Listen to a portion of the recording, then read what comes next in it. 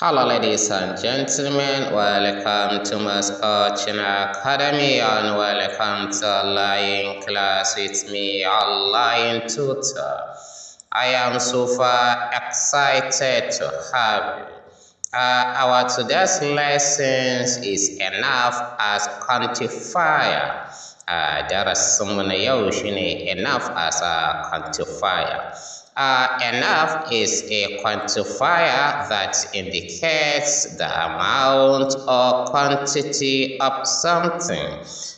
Enough kalma ce da take ƙididdige wato adadi na wani abu. Enough means as much as needed or wanted. An ce enough tana nufin wato wani adadi da ake da buƙata. Enough can be used with countable and uncountable nouns. Ana amfani da enough tare da wato countable da uncountable noun. Wato sunaye na abubuwan da za a iya ƙirga su da kuma sunaye na abubuwan da ba za a iya ƙirga su ba. Example, I don't have enough oil to use in the cooking. Ba ni da wadataccen man da zan yi amfani da shi a girkin. Ana aka ce enough oil. Oil uncountable noun ne, sunan abin da ba zai girgu ba ne. The teacher has enough books for the class. Malamin yana da wadataccen littattafai wa class ɗin. Ana aka ce enough books. Books countable noun ne. Sunaye ne na abin da zai kirgu.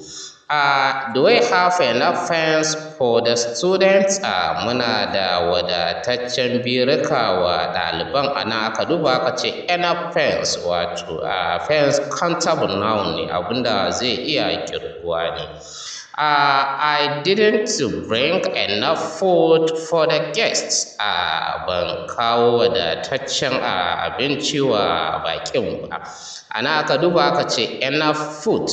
Food uncountable noun ne, suna ne na abin da ba zai kirgu ba. I have enough sugar for the tea. Ina da wadataccen sukari wa shayin ko tea ɗin. Enough sugar. Sugar abin da ba zai kirgu ba ne, wato uncountable noun ne. Saboda haka ana amfani da enough tare da wato countable da uncountable noun, wato suna na abin da ana iya ƙirga shi da kuma wanda ba za a iya ƙirga shi ba. This is today's lesson. Thank you, Mass Coaching Academy.